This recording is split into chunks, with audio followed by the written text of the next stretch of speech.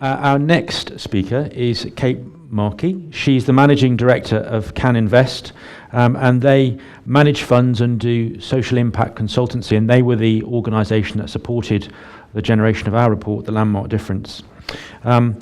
So without further ado, please welcome Kate to the stage.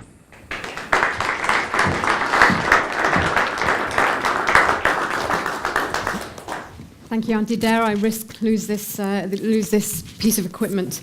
Thank you very much for the opportunity, and it's fantastic to have kind of live streaming as well to understand actually kind of who's out there. Looking forward to kind of receiving kind of the tweets of how the event goes on. I wanted to start today with a story, and it's a story that a social enterprise that we've worked with before told me. And it's a story that's important to me because actually for me it goes right to the heart of what we're talking about in terms of social value. So this social enterprise was doing some customer feedback on some of its services, and it interviewed, this is where the impact gets lost, isn't it? It interviewed this man, Fred. That's not actually Fred. Kind of obviously there are client confidentiality issues here, but you get the drift with the photograph. Fred is a 75-year-old Yorkshire gentleman, and a very proud man he is, and he uses their bus services, their community bus services in Bradford. So Fred was asked, why do you always use the 8:30 bus going into town, and actually why do you have a cup of coffee in the supermarket, but you don't shop in the supermarket, you finish your cup of coffee and you get back on the bus and go home?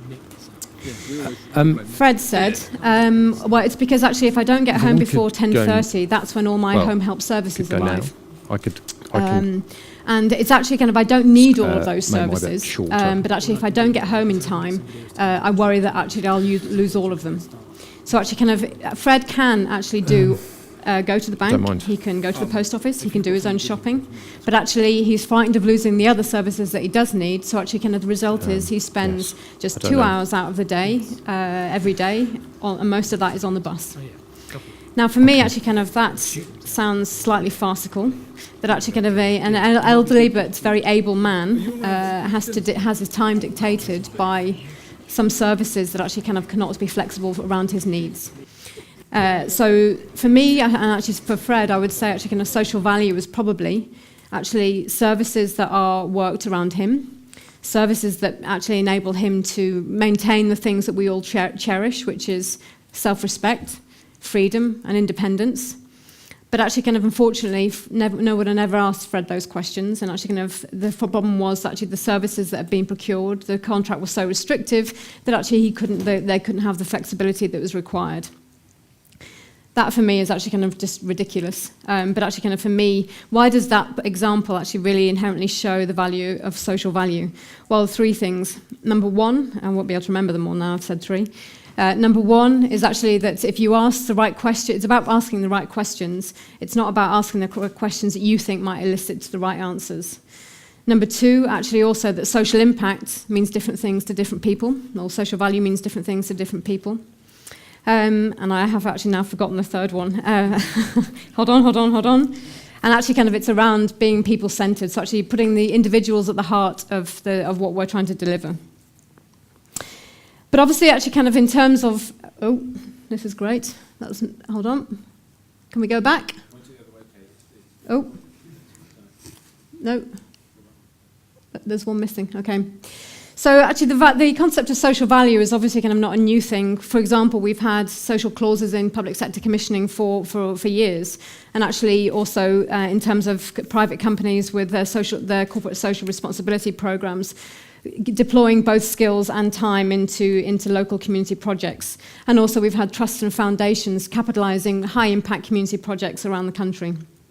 But actually kind of for me, what the absolute difference is now is actually the foundations on which actually that social value is created. If we don't get this right, actually we'll never begin to solve the problems. Actually, for me, it's also around, when we talk around social value, we're talking around social impact. Actually, social value for me indicates some kind of additionality. I think actually we have between all our services and our products the ability to deliver social impact inherently. It doesn't have to necessarily be something that's in addition. But actually, we need a cross-sector approach to this, as Matt has already said. Actually, we have inherent entrenched problems, social problems. We have some mistrust in terms of in certain sections of private sector companies, and actually, we have public purse costs that are spiraling out of control. We need to have a cross-sector response to this. Is this working? Is it working? So let me look at the case for this. In terms of kind of the public sector, we've mentioned already that actually kind of there have been public social clauses in the public sector commissioning for a while. But actually kind of with the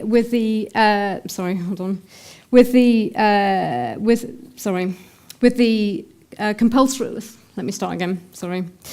In the late 1990s, actually, kind of when we saw compulsory competitive tendering, actually, that was supposed to bring around greater efficiencies in how public services were delivered and also around health. And actually, kind of what it did create was actually very bureaucratic structures, which meant that innovation and actually social impact went out of the window. Then we had the Best Value Act, which did actually widen the remit for commissioning, but still didn't actually incentivize commissioning for social value. Today, unfortunately, what we have is a real fear around next stage of budget cuts in terms of salami slicing, and actually the safer option, unfortunately, kind of is to manage risk by commissioning at scale, which actually is not always a bad thing, but actually rather than having the conversation about actually how do we commission for social value. It is working. Okay, so when we look at actually kind of the private sector, we have seen in recent decades that it is changing. That actually kind of the pursuit of profit maximization has meant that actually kind of there's always been an expected or normalized trade-off, and that trade-off often has been around societal benefits. The result of that, actually, if you've seen some parts of the private sector who've disconnected from the communities in which they operate. And actually kind of the result of that has been significant amounts of mistrust. So actually kind of what we're seeing now is companies wanting to reconnect with the communities to actually really evidence the incredibly valuable role they have in terms of job creation, innovation, and stimulating the economy. They're wanting to build trust. So what kind of new initiatives are we seeing there in terms of actually how companies want to be able to evidence their social value? Well, we're seeing things like ethics, which some of you will know here, and also things like the social stock exchange. These are new initiatives which are platforms which allow private companies or publicly listed organisations to be able to disclose their social credentials, to be able to attract both retail and institutional investment. Is this working? So, what about the social sector? Well, the social sector actually has still its heartland is in public service, but actually kind of said that means that it, unfortunately kind of it has been been vulnerable to kind of the economic challenges as well. It's seeing falls in funding in terms of kind of donations and also actually different ways in which commissioning is happening in terms of public service. So actually things like payment by results, payment for success. Those are not new things for example, in sectors like international development, but they are in things like social and healthcare. That brings with it greater demands for transparency and actually how organisations are being able to evidence what they do in terms of impact and the real impact that they create. And that comes within a backdrop of an increased need for services, kind of things like debt counselling, around housing support services, around things like early intervention, often in places where there are significant wastelands, where actually kind of the third sector is actually kind of the only deliverer of social impact in that area. When I look at, did I do that or did you do that? When I look at CanInvest's activities and actually how do these actually feed into actually kind of transferable impact frameworks of how we work with organisations. The tenets and actually kind of how we build and work with organisations when we're helping them understand their social impact are these kind of, I guess, kind of three tenets. For us, it's around actually, we absolutely believe that when an organisation understands the impact that it has, then it has the ability to be able to influence and innovate kind of commissioners or funders or actually investors. It actually also puts you in a far strong position to be able to negotiate with those funders as well. We see it also in terms of actually kind of it makes commercial sense in terms of your strategy. So actually if you are building a strategy that puts impact first, inherently what you are doing is being able to deploy your resources, which actually are often kind of quite constrained, into areas actually kind of where you know you're going to have greatest impact. I'm actually not even touching this now, which is quite scary.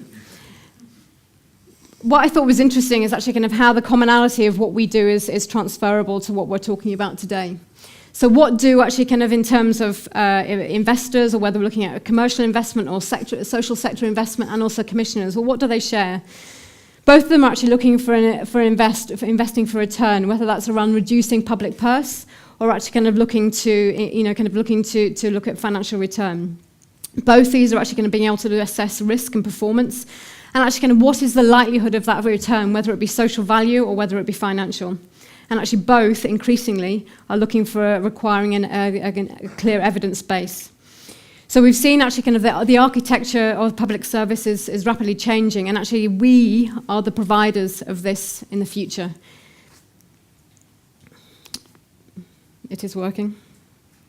Yes. This is really kind of high level. When I look at the organisations that we invest in or the organisations that we provide support to, a lot of actually kind of what we look at here in terms of what is the beginning here of an impact plan is actually how, I think there are things here that are transferable in terms of actually how you might want to think about your strategy. So actually when we're looking at an organisation, is there a clear statement of intent about what they're doing? Well, this is the beginnings actually kind of an impact strategy of actually kind of what is the problem we are trying to solve.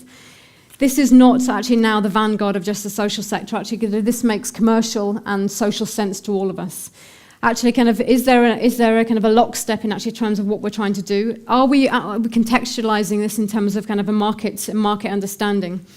And actually, can we, if we're saying actually this is the evidence that we create, actually how are we making sure that that's going to happen? And this reporting and evaluation at the end is really important to me. Those who've heard me speak before will know I do have a habit of talking about good governance. If we say as organisations that actually kind of we have good impact, then actually how are we doing that? How are we reporting on that? And actually who in the organisation is being held to account in terms of actually whether that impact reporting is happening? And actually is it around our impact performance as much as our financial performance? I'm pointing it the wrong way. No, I'll go back. Thank you. So there actually kind of are some really, Matt touched on it before around transparency. And actually for me, we've talked around actually transparency, around trust, and also kind of knowledge sharing. For me, these are some really good examples of actually the kind of access to data that is out there. So the Global Value Exchange, or was previously known as WikiVoice, I'm glad they've changed the name because it was quite difficult to say. This is basically an open source platform where actually if you want to look at any kind of indicators or outcomes or actually stakeholder groups for any element of work that you want to do, actually you can not only contribute, you can look on here, but actually also you can contribute. And actually what it means is actually the users of this platform are actually the ones who become this creators of the knowledge. And actually this is the thing that's really interesting for me is around actually the whole democratization of impact, actually who owns impact. Late last year, I did some co-authored a piece of research with Big Society Capital and Baker Tilly, looking at the state of social impact measurement for social enterprises. And it was interesting actually where you saw who thought they owned the impact that was being created. And it's an interesting element of the debate where there'd been very active involvement of social investors, so where you've seen things like health or social impact bonds around social care or prison leavers. Actually kind of organisations felt, both commissioners, investors and also the social enterprises felt that impact was actually owned by the commissioners because the commissioners were the ones who were triggering the payments. But actually in other sectors where you haven't seen kind of the rise in social investment, actually you saw organisations say it's actually us that generate this impact, it's us that own this impact that happens in our local communities. And you're beginning to see actually this whole kind of democratisation, but actually who owns it ultimately. So the Housing Association Charitable Trust Hacked, they're doing a really interesting piece of work at the moment on kind of well-being. They're starting a kind of a well-being index, and actually it's particularly aimed at housing associations, but looking at actually how they can assess the value of how they work with their tenants. So for example, it might be They help a tenant move into a house. Their financial stability improves. What impact does that have? Engaged investment is an interesting one. They're building an index of actually social investment activity, and actually also Big Society Capital, the social investment wholesale bank, has developed an outcomes matrix where you can look at actually kind of what's impact is being had on individuals, on communities, on societies at large. I guess kind of the secret here is actually kind of these aren't actually kind of typically kind of for specialist organisations. Actually, we can all use these, and actually particularly around things like Big Society Capital, what they want to be able to create is a way in which individuals, social enterprises, charities, commissioners, investors are actually all looking at the same frameworks, actually and that's how you understand what does good look like, what does innovation look like, and actually using that framework to kind of build quality within the sector. So if I made a plea around this power of partnership based on transparency, based on trust, and based on knowledge sharing, then these are things that I would say. Actually, in terms of kind of public sector, I guess kind of the call to arms here is actually kind of look at actually kind of your peers in the sector who are doing some really interesting really interesting work in this space. So people like Knowsley Borough Council, who are taking a really high level approach to kind of looking at the Social Value Act and saying, okay, what is the key thing that is impacting on kind of our local area? For them, it's around youth unemployment and youth apprenticeship. They kind of see this kind of ticking time bomb of actually if they don't act. So actually, how are they going to build in that social need into everything that they procure? You look at someone like West Lindsey Council, a small district council in Lincolnshire that we work with. Very small council, but actually what they've been able to do is to set up a community enterprise fund. Actually, and what they do, when actually kind of we are working with them on that fund, we're managing the fund for them.